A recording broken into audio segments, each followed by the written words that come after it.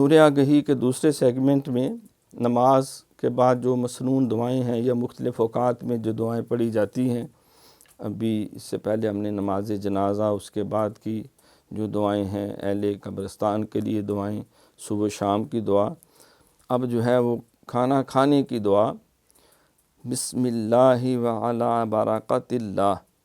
بسم اللہ وعلی برکات اللہ، تو یہ درست تلفظ کے ساتھ بسم اللہ وعلی برکات اللہ کھانے کے بعد کی،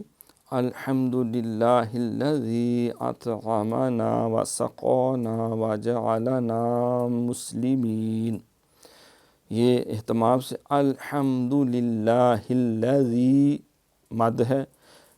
الذی اطعمنا، اطعم عین اہتمام کے ساتھ، اطعمنا وسقانا نون الف زبر نا،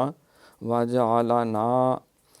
مسلمین بھی ہے، یہ بھی وجعلنا من المسلمین، بعض احادیث میں یہ الفاظ بھی ہیں۔ پھر نیا چاند دیکھیں تو اس وقت یہ سبق صفحہ نمبر 31 ہے، نماز کا حصہ جو ہے، نیا چاند دیکھ کر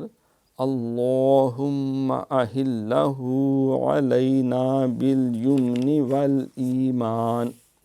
والسلامۃ والاسلام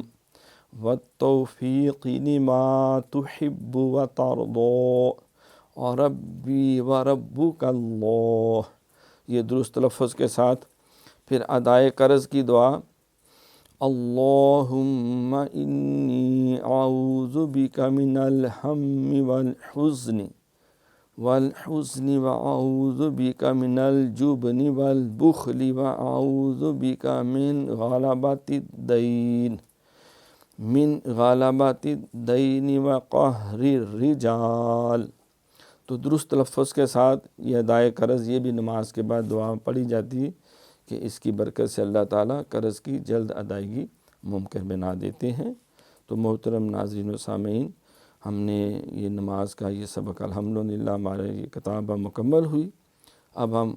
تیسرے حصے کی طرف چلتے ہیں، جس میں ہم تجوید و قرأت کے اصول و ضوابط کے بارے میں پڑھیں۔